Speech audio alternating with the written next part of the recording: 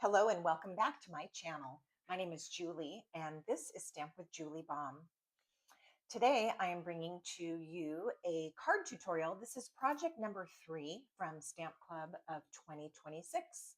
Hopefully you have already found or will find projects 1 and 2. Each one has its own video tutorial. This is the card that I'm going to be showing you. It's extra fun because it is a double fun fold.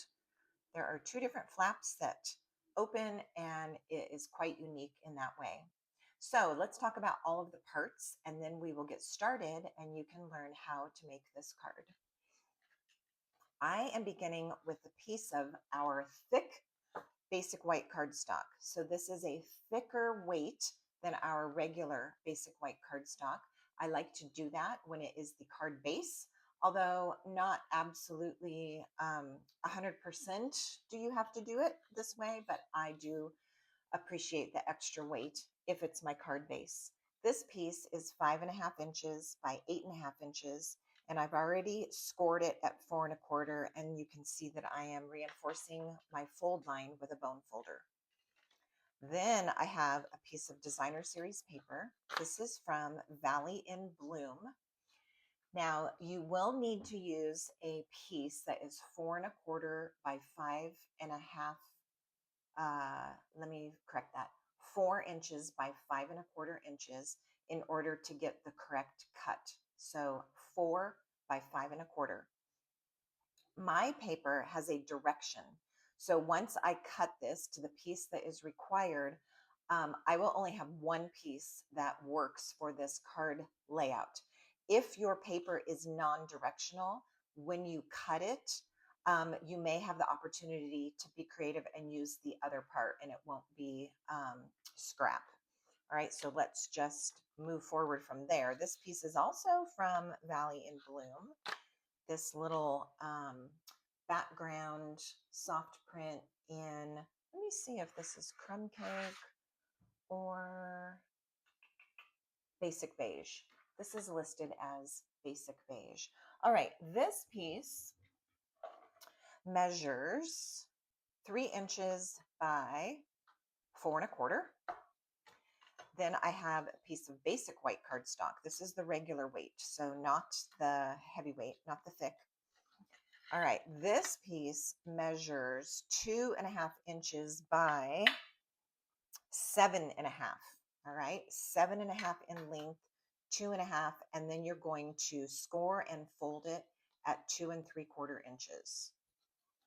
All right, so that way, okay, let's repeat this. I'm using my grid down here, so that's why it's just out of your view. The length is 7.5, yes, and the score is at 3 3/4 inches. All right, this score line is at 3 3/4 inches, which folds it in half. That piece is ready to go. Now I have a large white scrap. This piece needs to be about 3 1/4 inches square, maybe slightly smaller, but you will need a good size scrap. I have then another scrap. This one's kind of large. We won't use this whole thing, but you'll need another scrap for some stamping and die cutting. Then I have a piece of Darling Duckling, also a scrap, but not very big. This is 2 inches by 4 inches. We're going to be die cutting this. And then these pieces are all cut specifically to the correct size. We're going to nest these like so and create our little element that's on the inside of the flap fold like so. So these are not scraps. These are actual pieces that you're going to use. Let's talk about the size of them.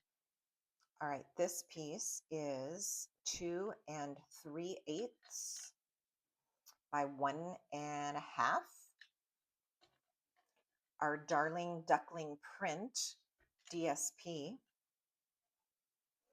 is 1 3/8. That can't be right. Let's go back to this one. This is actually, okay, let's just repeat. This is 1.5. Maybe this was the 8th. Yes. Okay, this is 2 and 1/2. This is 2 3/8 by 1.5. This one, we'll go this way first, is 2 1/4 by 1 3/8. Are you loving the eighths? And this piece is 1.5 by 1 inch. Okay, those are the pieces that we need. Now we're going to do some cutting first, then we're going to do our stamping and die cutting and then assembly. And I didn't prepare any of the pieces in advance, so you are going to get to see each step as it's unfolding. All right, so we're going to begin with our card base, and I want to make a cut. We're going to make a diagonal cut so that this front panel has a diagonal from corner to corner. This piece is going to come off. So using your trimmer, I'm going to open this flat. I'm going to place the point where the score line is up here in this cutting groove. And I'm going to swing the bottom of the cardstock.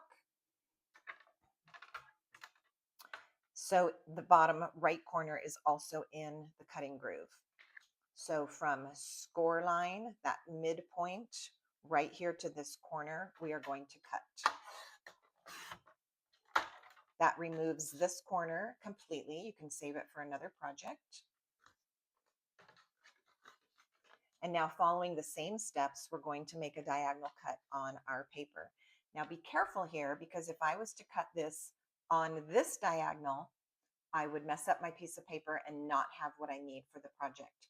You need to have it going from, if the paper is sitting correctly, you need to have it go from the top left to the bottom right. So I'm going to put those opposite corners into my cutting groove. And using the cutting blade, I'm going to slice this on the diagonal. This piece can be used for something else. It is not the right shape for making a second card, because when you turn it, now this is upside down. That's why I said if you have a non-directional print, you would be able to use this piece for another card. All right, so for me, that piece is scrap at this time. That is the hard part, and that part is already done. It's not hard, but it's the hardest part. We're going to take this piece and go ahead and mount it to our flap here. You will see that you have a small white border of cardstock all the way around the DSP, which is exactly what we want.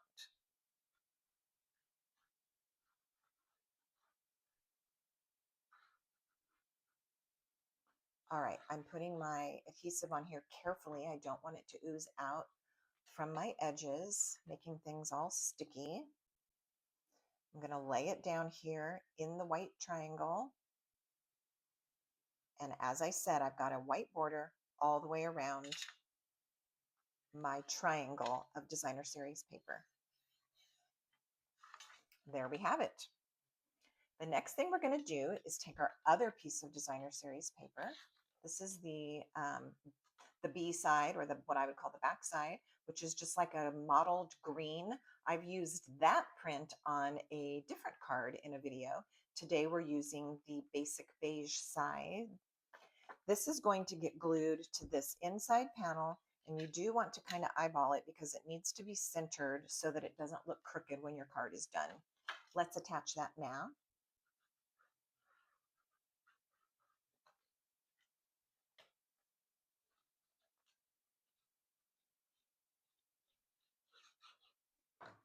All right, eyeballing, looking at all my edges, nice and straight, and commit. All right, that folded piece that we created is going to be one of our flaps. So this piece, once it's stamped and decorated, is going to get centered right here.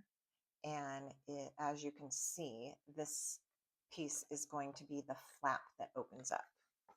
All right. I'm going to grab an eraser. There's just some little marks, you know, sometimes when paper sits around a day or two. All right, that's going to be ready for us. We're going to do some stamping and add some die cuts onto this piece. And then these pieces we could go ahead and put together. I'll take my designer series paper and add it to the largest of these three pieces. These little elements are creating like a little signpost. You only have a tiny white edge around this paper as well.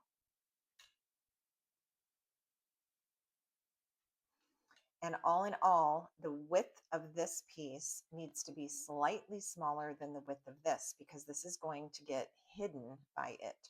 So you know you're on track as long as your pieces are working in such a manner that this is going to be hidden by this. All right, this piece is going to get stamped on before we glue it. So let's go ahead and do that. I'm using Pretty Peacock ink. And I'm using stamp images from Lily of the Valley, as well as dies. This is currently available as a bundle. So I've got my words and my Pretty Peacock ink. And I'm going to put that right here, right in the middle. I think it's cute because the words say a little thanks. And this is indeed a tiny little piece of paper. I think that that is kind of clever. All right, this can go on here to complete this element of our card. And I've got a little bit wider border on the right and left, narrower on top and bottom. While we've got that ink pad out, let's go ahead and stamp our words on this piece. This is that folded piece. Still using the Pretty Peacock.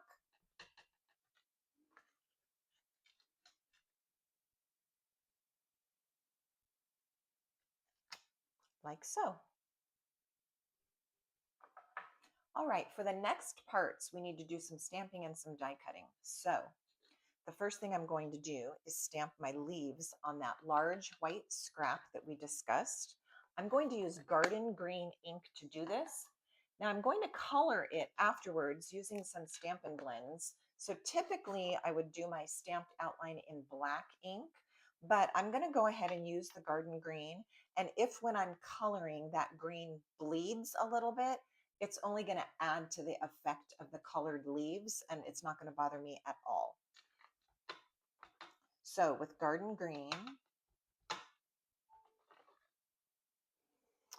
need a lot of space because these leaves are kind of spread wide. That's why you need a rather sizable scrap, like so.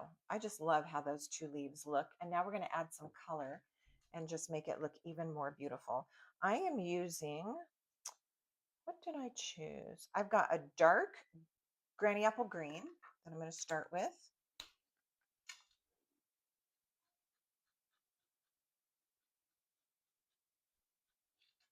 And you can see I'm not coloring it in fully. I'm just adding some color. And then I have a light lemon lime twist. So those are the greens that I chose. You can change it up if you like. And like I said, if any of this garden green ink that we stamped with is bleeding at all, it's only lending to the green color of the leaves. It's beautiful.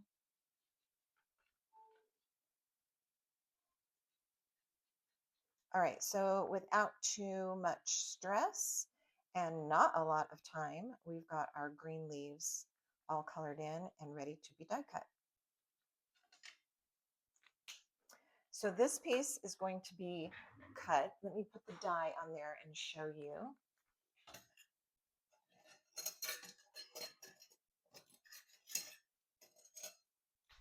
All right, this is going to have this die placed on it and run through the Stampin' Cut and Emboss machine to cut it out. Let's go ahead and stamp on this piece because it's another one that is going to get die cut. This time I'm switching to black ink.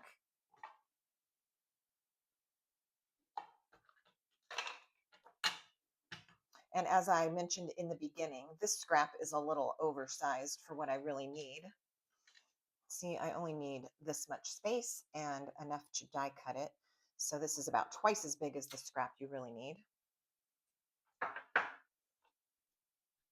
And opening up that ink pad, I did get a little ink on me. I want to take care of right now before I end up with it somewhere else. All right, for this one, I'm just going to grab those same two markers and add a little bit of color, starting with my darker. This is my Granny Apple Green Dark.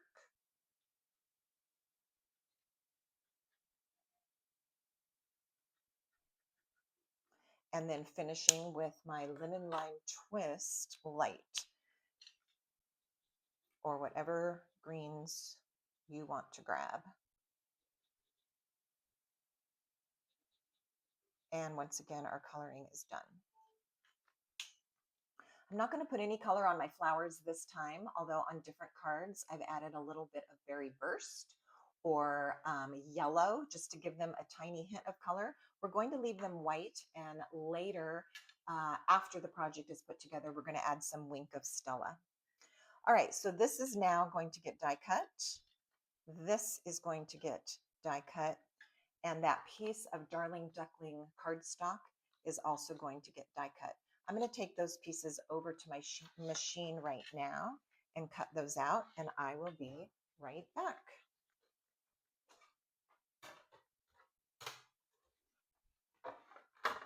I'm able to cut these out all at the same time, so this is not going to take up much time. I just need to line up my dies, which one of them I just dropped.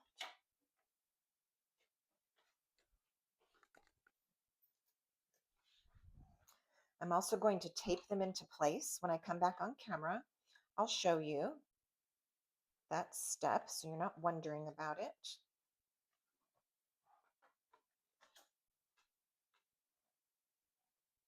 But I am using some low tack tape in order to keep my die from shifting and not cutting my image out exactly the way that I want it.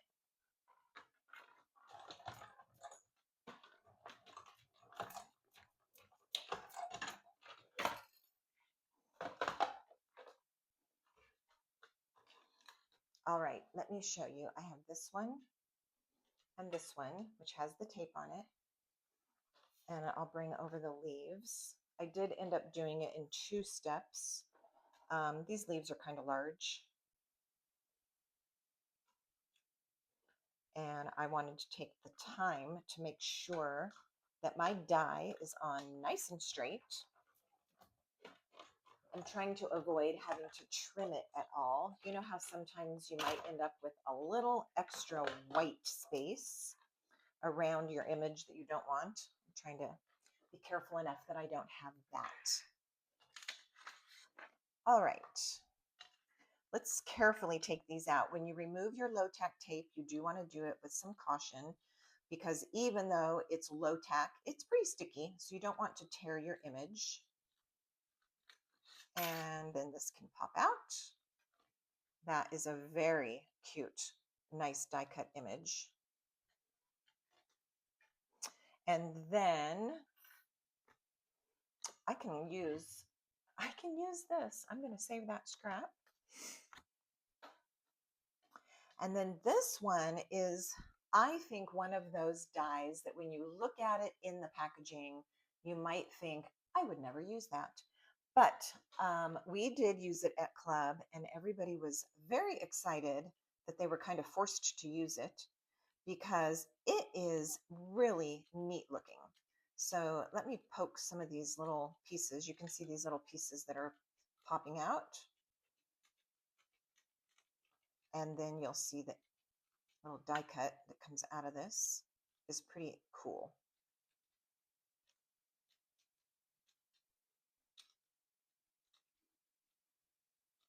All right, I'm going to gently pull that out. I could use my die brush, but I don't want to have to go over and get it, so I'm just going to continue poking. There we go. Okay, would you look at that? It's such a unique little shape. And we're going to pop this behind our focal image just for extra interest. Really cool. All right, let's get this guy out of the way. Later off camera, I'll finish poking out those little bits that didn't fall out. And then, of course, we have our leaves. So I'm going to be very careful to not tear my image. There we go. And information about the tape that I use, you can find below this video. I put lots of helpful hints and some shopping links, including items from Amazon that aren't necessarily Stampin' Up! Items. So you'll find all of that below this video. All right, I'm going to clean all this up. And now we are down to assembly. The first thing that I'm going to do is come back to this little folded piece and add my yellow piece. I'm going to kind of put it in a little L shape here. And you could choose either way. It can go this way, swinging up the left side, or this way, swinging up the right side, whatever you decide. It only takes a couple of little, I repeat, little tiny dabs of glue. You don't want to over glue this or your card is going to be sticky. So you can see that I'm just putting the tiniest little dabs of glue, and you don't need that many because this is going to go under other images that are glued down. So they're going to help hold it. All right, that is now in place, holding just enough. Okay.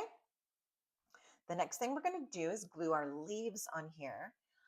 The goal, my goal is to have this bottom part hanging slightly off the edge of my white folded piece and this edge of the leaf as well. I also want to aim my glue for these outer areas and avoid putting glue on this inside V shape. And I'll show you why as we attach this to the card.